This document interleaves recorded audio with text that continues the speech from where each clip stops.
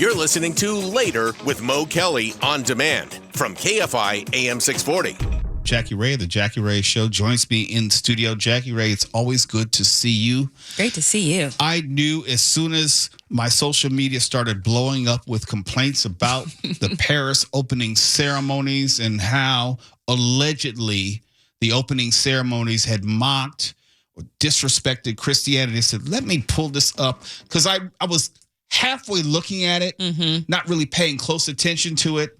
And then I had to slow down and go back and find some video. And I said, oh, is it because they were drag queens? And I said, oh, they probably thought that was Last Supper. The Last Supper. Okay. And let me just say this because people listening may not know. First, good evening. Good evening. I say this as a lifelong Christian, and I wouldn't say I'm a theologian, but, you know, going to Georgetown University, Jesuit University, you have to take a lot of theology. Yes. Okay. So I study other religions and the history of Christianity, Catholicism, all that kind of stuff. I understand why a person who's not really educated on the iconography of Christianity and where a lot of it comes from might mistakenly believe that that was mocking the Last Supper. They had these drag queens in a line, if you will, around a table of food, and it could be reminiscent of that. But I also know the larger context of you're in Paris, French culture. Right. A little different. And combine that with the Olympics, Greek history. And then I know, oh, yeah, that has to do with Greek divinity. Right. And if you know anything about the Last Supper, it was basically taken from Greek divinity as far as that particular setting. Where did you come out on that when you saw the controversy? So I kind of went back to a saying that my dad, and I'm sure a lot of parents say, you know, methinks you protest too much. And that was just one of those moments where I was like, okay, this is not a protest from all Christians by any stretch of the imagination. This is from a group of Christians who don't want drag queens reading to kids in libraries. They're very much... You mean Americans? Americans, okay. Americans that have really been full strength, full speed ahead in opposition of everything LGBTQ. So for them, and I understand it because as a card-carrying member of Club Petty, if I was trying to get back at Christians for their constant berating and constant demeaning of who I think I am, I'm definitely going to use the world stage to... You mean by drag queens, if that was their intention? If that was their intention, I can see how Christians would think that. But again, I think the only Christians who would think that are Christians who are always against this group of people, who are always against, you know, we've seen people in the Christian community be very anti-drag queen. Again, anti them reading to kids in library, anti-trans community. So I can see that group of people seeing that and feel like, oh my gosh, they have come for us. This is blasphemy. Okay, let's look at this from another way. I can also say, all right, I've seen a bunch of opening ceremonies for the Olympics. I understand what they're going for with drag queens as far as French culture. It just seemed kind of odd and out of place for an Olympics opening ceremony, which is connected to athletic prowess. I agree with that. I thought the whole thing didn't make sense. But my first thing when I saw it, because I didn't see the open, I mean, it was playing in the background, very similar. And so then when I started hearing the ting, ting, ting on my phone, then I was like, maybe I should pay attention to this. But for me, it struck me as funny, number one, but I also think French culture, like some of the things that the French do, is just funny and weird and drag is quirky. not in any way unusual in French culture. It's not at all. So I just took this as, oh, okay, they're just going to take their moment and be like, we here. And I didn't think anything of it. I didn't immediately go into, I did go where you were and go, this is very unique for an Olympic ceremony. But then I had to remind myself, this isn't Tokyo Olympics. This isn't Gay Paris. Like literally that's what they call it. So, gay isn't happy, right? And gay isn't gay. Yes. So like this is, and that's what it's supposed to be. If you're the country that gets to host the Olympics, you are supposed to put some of your, the parts of your culture that you really love and that you really pride, you're supposed to put that on display for the whole world to see. So once I really processed it, I was like, all these tings on my phone are Americans being Americans and thinking that the world revolves around our thinking. Right. And France is not going to put on an Olympics to appease or please Americans, much less a subset of Americans. Right. And they call themselves Christians. I'm not so sure they are, which brings me to my next point. If you're truly a Christian and you've actually studied your own religion, you should know a lot of the imagery, a lot of the symbols, a lot of the iconography of Christianity as we know it or perceive it present day is taken from pagan traditions, including the cross itself. That's been used in other religions. I see when I say that, people get mad. Are y'all listening to Mo Kelly? It's true, but I'm saying, you don't have to believe me, as they say, do your research. No, I've studied this. Right. Okay, and I know that Greek mythology predates Christianity by a good 2,000-3,000 years. If you want to go to the actual origins. The story of Eve is technically Pandora. Yeah. I mean, so there's so many connections, and I know, and we live in a society where we can't wait to be angry, and there are things to be angry about. For example, when I saw this outrage, I was saying like, okay, if you are, and I made a post on this on Threads today at Mr. Mo Kelly, if you are more as a Christian, your Christian sensibilities are more offended by the opening ceremony of the Olympics, which you're not participating in, you probably weren't planning to really watch anyway. If your Christian sensibilities are more offended by that than what happened to Sonia Massey in her own house, then I can't take you seriously as a Christian. Yeah. Well, that's and they probably say, well, who's Sonia Massey? That's the point. That's the point. So one of the reasons why I stopped going to church religiously is because of the selective outrage. Come on now. The selective outrage was just, I couldn't stomach it anymore. I couldn't sit in there and then hear people talk about, oh, sister so-and-so was drinking too much. Sister so-and-so is doing this, and then this brother over here might be gay, when there's this evilness that is like, I don't want to say evilness, but, you've got pastors doing things that pastors shouldn't be doing. You got pastors, you got bishops. Yes. You have priests. I don't want to leave out any religions. You have scout leaders.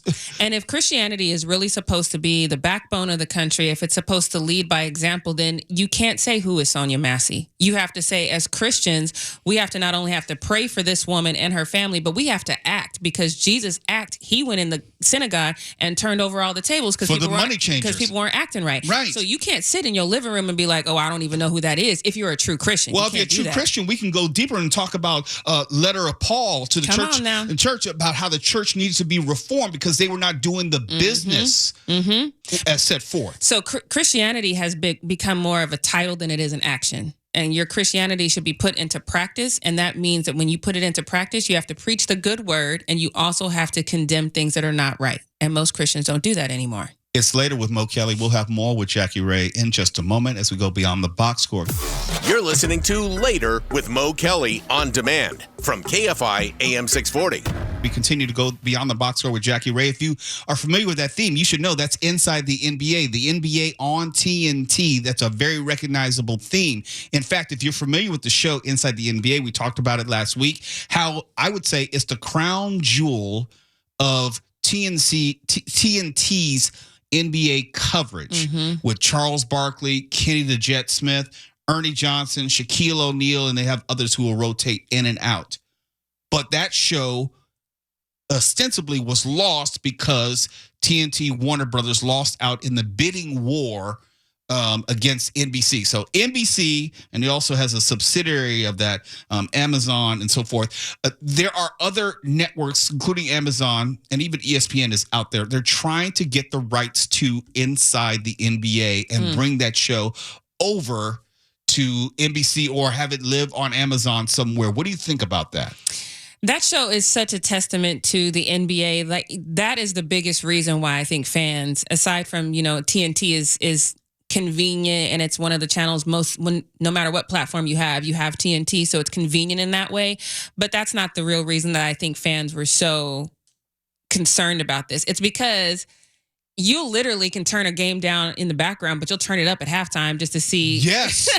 the interactions, Yes. running to the board. I mean, Yes. all of that. And Kenny's knees not working right, and he's still trying to run, and Shaq falling down, or Charles saying something just About San Antonio women. right, and just being completely oblivious as to how inappropriate he is all the time.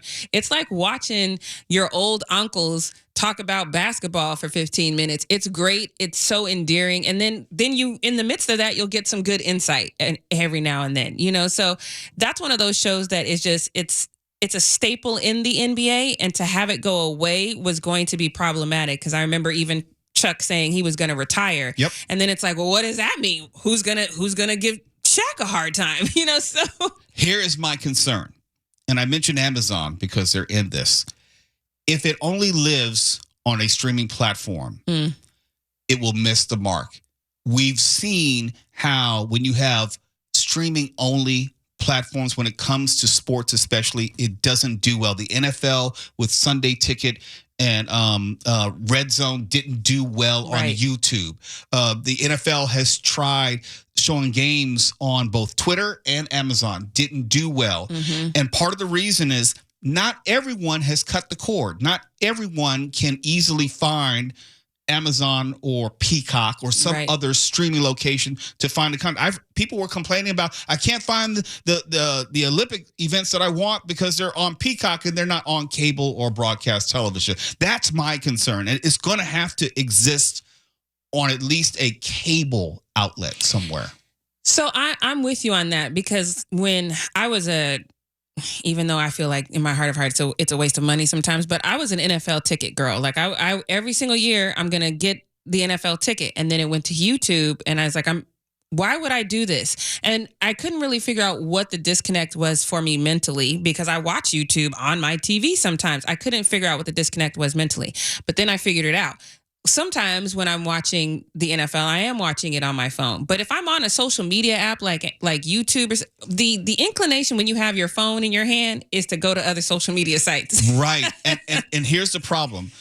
Yes, we may use YouTube. Yes, we can cast YouTube to our TVs, but it doesn't function like a TV where I can go from channel to channel to channel. I may not want to leave my TV stuck on a YouTube cast for 3 or 4 hours at a time. I may want to flip around during the commercials. I can't do that. No, and that's the WNBA. I'm a diehard WNBA fan. The WNBA app, even though they have an app, so it's on your TV, same thing. When you want to change the channel or just go flip to see it's a whole process to get back into the. Yes. And we, especially Americans, and we just talked about this, we need it right now type of people. And we lose interest very, very quickly, because then it becomes half the shows that I got into, Lucifer being one of them. That Fox show that came on right after a Super Bowl one time, and I couldn't find the remote. So that's how I ended up watching that show, because we want what we want right now. It's about convenience. And if I want to just change the channel real quick to see, especially sports fans, if I want to go see what's happening on this game over here, and then it's a whole production for me, I'm just not coming back. I mentioned the Olympics. Last segment, we talked about the Olympic Games opening ceremony and the quote-unquote controversy surrounding that. There have been some people like actress from Full House and Fuller House, Candace Cameron Bure, who's complaining, and I think it's very short-sighted, but there are some things coming out of the Olympics I think are worthy of discussion in the few minutes we have left. I don't know if you heard about the Muslim judo athlete who yelled Akbar at his Israeli competitor. Oh, that was intelligent, wasn't it? Well, I think there's going to be more of that as we progress through the Olympics. And then also there's a trans woman competing in boxing. I saw that. Now that infuriated me. Come on, we had this discussion. That infuriated me because I'm never going to be, again, and I've said this before, I'm a huge proponent of everybody being able to compete in whatever sport that they want to compete in, but it has to be fair. Level playing field. That's the whole point of sports. Field. And the reason why, and especially boxing, this is the prime example. The reason why we have featherweight, lightweight, heavyweight is to make sure everything is fair. There's weight classes for this very reason. We talk about people's reach. We talk about the power of people's hits. All of this, boxing is an entirely different sport. This is a sport where physically, Fallon Fox used to compete in the UFC. Her first six fights, she knocked people out cold because she's a trans woman. She is a biological man competing as a woman against biological women. And you could see this immediately. And so when you're talking about sports like boxing, UFC, things of that nature. Predicated on strength. Absolutely not. And the fact that this is being allowed, look, I get it. You want to make safe spaces for everybody to be able to do the things that they love. Then make those safe spaces, but don't infringe on another safe space for one person to make another person feel safe. Jackie Ray, we haven't done this before, but we have not had a chance to talk anything about the WNBA women's basketball in the Olympics. The women's team kicked the crap out of Japan today. As we knew they would. And Japan was not a bad team. No, yeah. They just could not compete. But there are other things I would love to be able to talk to you. Can you hang around for one more segment? I can. All right, let's do it. You're listening to Later with Mo Kelly on demand from KFI AM 640.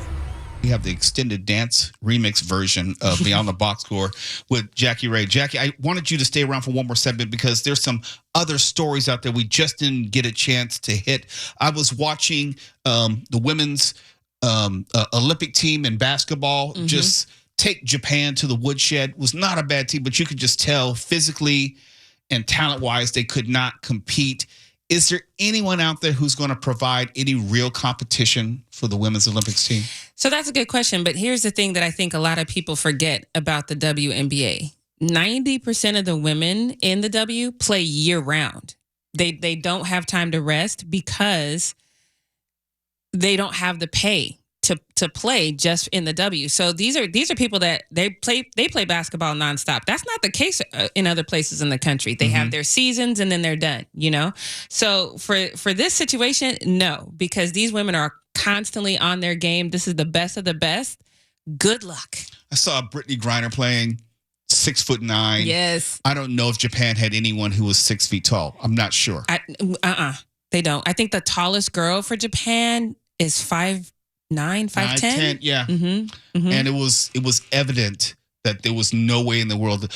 Talented players, but not that world-class talented. Right. And to be world-class talented, some of that is genetics too, because, even Diana Taurasi, who is short in the W, is tall. 6'1"? Yeah, she's tall against. So it's a different, taller, faster kind of thing as well. So good luck though. But Australia, I don't know where Australia is because I haven't looked. As far as what group? As far as what group, yeah. But Australia's consistently a good team, so they might give some competition if that comes about. But no, I definitely see America winning this one. Okay, let's step on some toes. I've mentioned Brittany Griner. Yes. She's always a lightning rod for a number of reasons.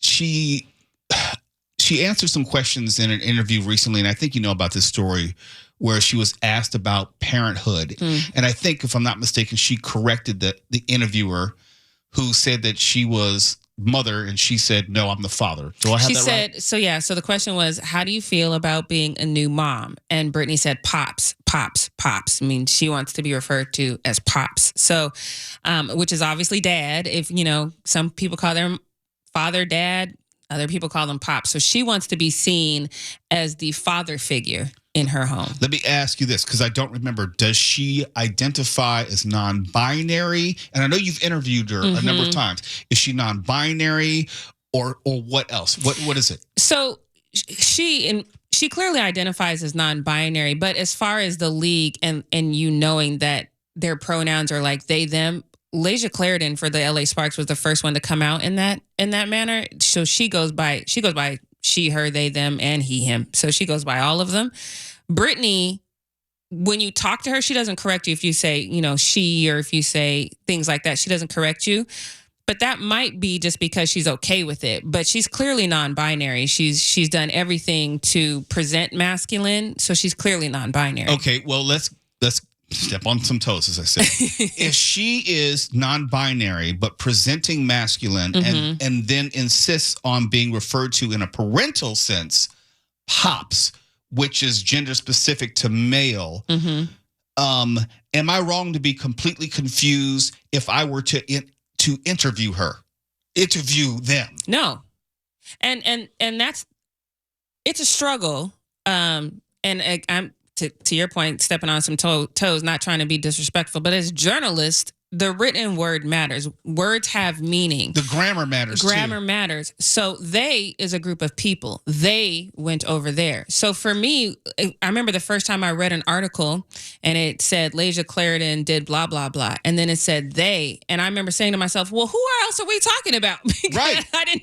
Because the article was about her, but I kept thinking I kept going back and having to reread it because I thought I must have missed the name. So a journalist will struggle with that. And I think of a player, this is not normal. And I'm not saying that in a disrespectful way. I'm just saying referring to yourself by they, them, which we are going to say they went to the store, take that to your mom and them. Conjugation matters. Yes. But beyond that, if a person is non-binary but insists upon a gender-specific salutation, I don't know what to do with that.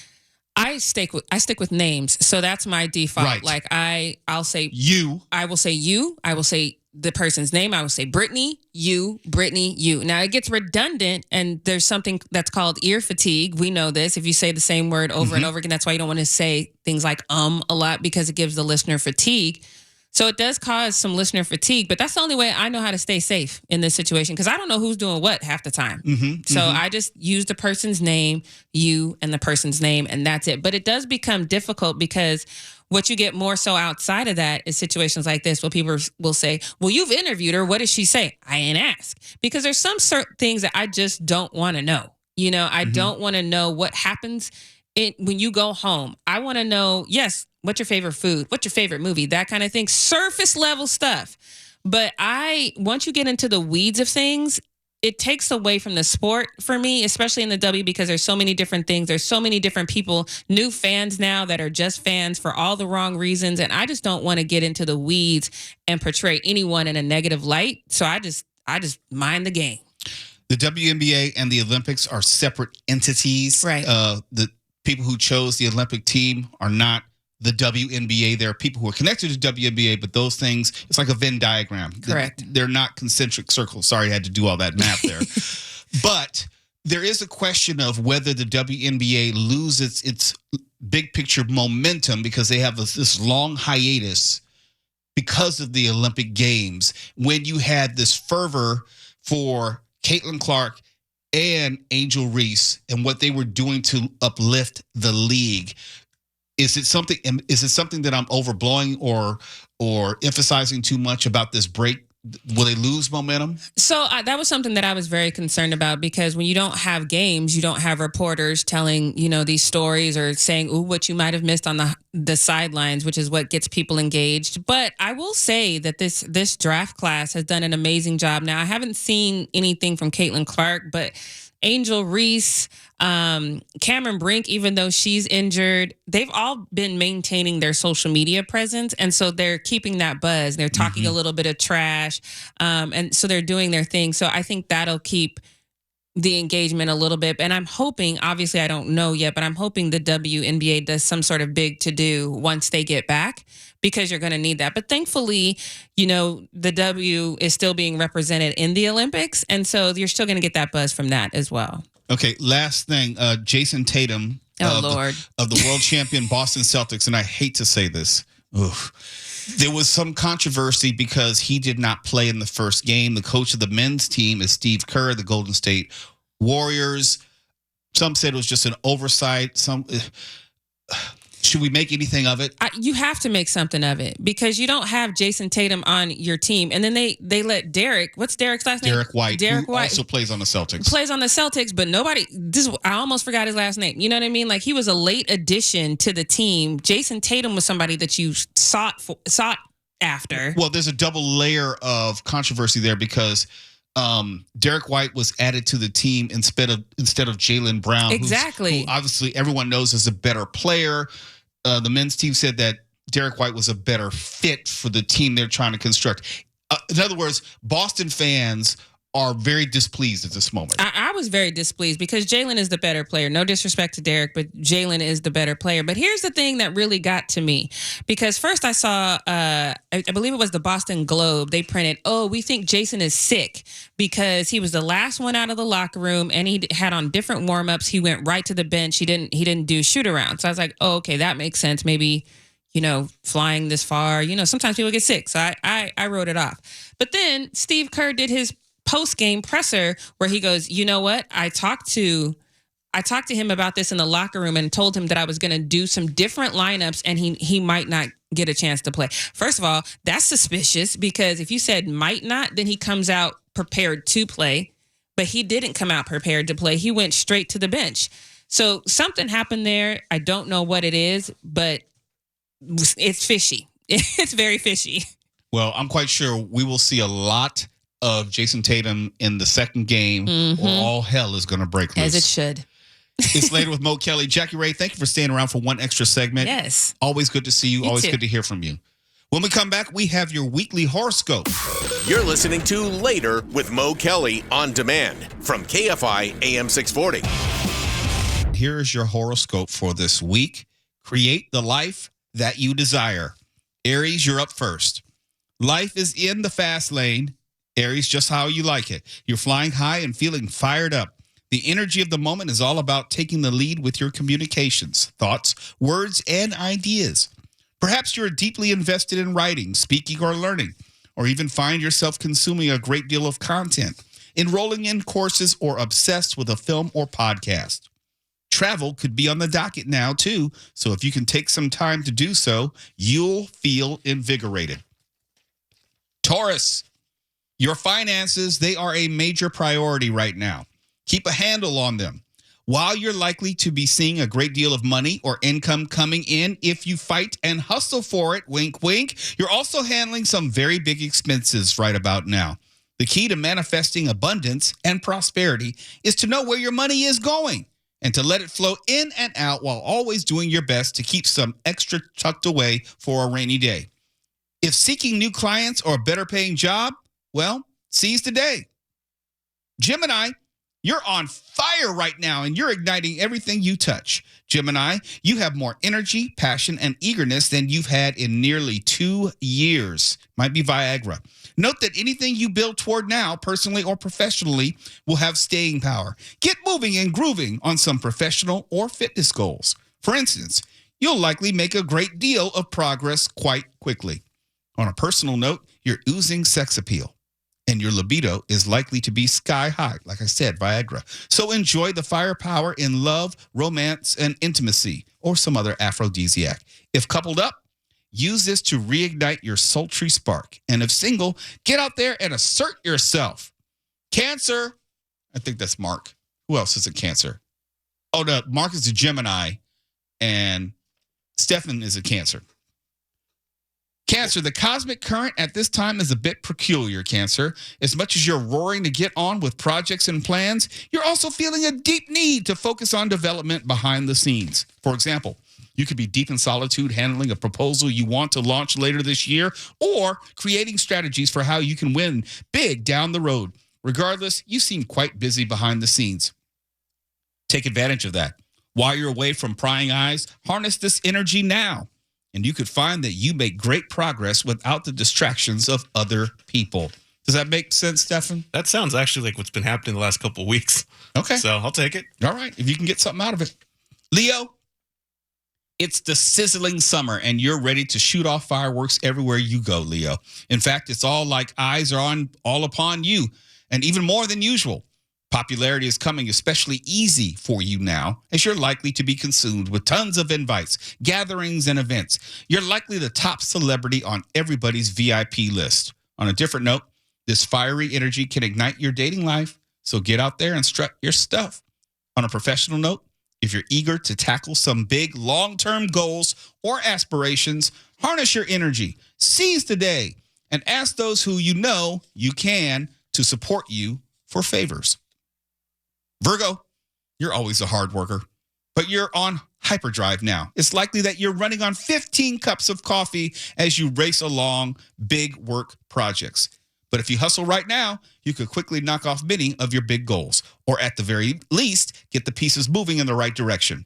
But on a different note, if you'd like to launch a product or project or look for a better job, you're in luck. This is the time. Here's the key. You have to be grinding as hard as possible. Time is of the essence. If for some reason, any reason, You're not seeing the progress you want in your ambitions? You need to find a new strategy or realize that your ambitions aren't matching with where you currently stand. So if that's the case, consider a new approach or strategy. Libra, the universe feels exhilarating and exciting. It's like you're shooting through the air on a glorious roller coaster. The energy ahead of you is all about carving out a new path, personally and professionally, into new adventures that you've never experienced before. It's also time to truly set the stage, to dance into newfound territory and leave your comfort zone behind. But on a separate note, some of you could be very busy and focused on one of the following themes: academics, media, publishing endeavors, community engagement, legal situations, immigrations, or long-distance travel or international relations. Scorpio, this is for Tuala, who's in Catalina, probably listening right now. Hopefully he had a safe trip across the water and he didn't vomit. Scorpio, partnership has certainly been a big theme for you for quite some time. But the truth in your relationships is particularly apparent now. On a positive note, you could be experiencing tremendous closeness, especially around sensuality and erotic fire. Or instead, you're realizing that you're not on the same page and you need to lay down the law. If you're going through a separation, it could be quite explosive and hot and heavy at this time. Or instead, you're burning to lock down a settlement. Last to note, you must take extra care when it comes to your investments, assets, and wealth. You're likely spending a whole lot of money, and it's probably not what you have. Sagittarius, it's me. The vast majority of the time, Sagittarius, you want to soar along your path and take the sky like a free bird. However, the energy of the cosmos reveals it's crucial you take a break from flying solo. You'd be wasting all that gorgeous energy for partnership. Working as a team with someone personally or professionally could get you very ahead now. In a romantic sense, look for someone who ignites your mind and aligns with you in every way if single. On the business side, it might be easy to find the right collaborator or associate right about now. Capricorn, you're a workhorse. Capricorn, you take great pride in what you build as you soar further toward your ambitions. Currently, you're seeing a surge of energy about being a lean, mean, and green productivity machine. While it may be much harder to have a solid work and life balance with all those routines and responsibilities on your to-do list, you can actually knock far more off it if you seize the day. Go for it, like Rocky said. On a different note, you could have much more of a focus on physical health, diet, or fitness. If you want to make improvements, do it now, and you'll see a great deal of progress with some consistency. Aquarius, it likely feels like the universe is far more aligned than it has been in quite some time, especially when it comes to living in the moment and having a bit more fun. In truth, you're likely super focused on embracing and in pursuing your heart's desires. Romance, passion, sex, dating, they're all on the menu. But if your love life isn't looking like how you want it to look, you need to take big, bold actions to switch it up. If single, get out there and start looking at dating like it's a job. True love could literally be around the corner or on the internet, some porn site. Pisces. Right now, Pisces, you're especially fired up when it comes to your home, family, and domestic life. For some reason, you're firing forward to get things done. For instance, you could be in the midst of a move, relocation, redecoration, or renovation. There's likely a lot of hustle and bustle happening at home. On a different note, the ruckus could be that people are moving in and out of your life, or you're handling important situations with your real estate portfolio. But lastly, you're likely very fired up about your feelings and emotions and could be fighting for them or standing up for them, especially in relation to situations from the past. And that is your horoscope for the week. Create the life that you desire. It's later with Mo Kelly, and we'll have the box office returns and a spectacular review of Deadpool and Wolverine when we come back. KFI AM 640, we're live everywhere on the iHeartRadio app. KFI is literally the KFI of talk radio. KFI. And KOST HD2. Los Angeles, Orange County. Live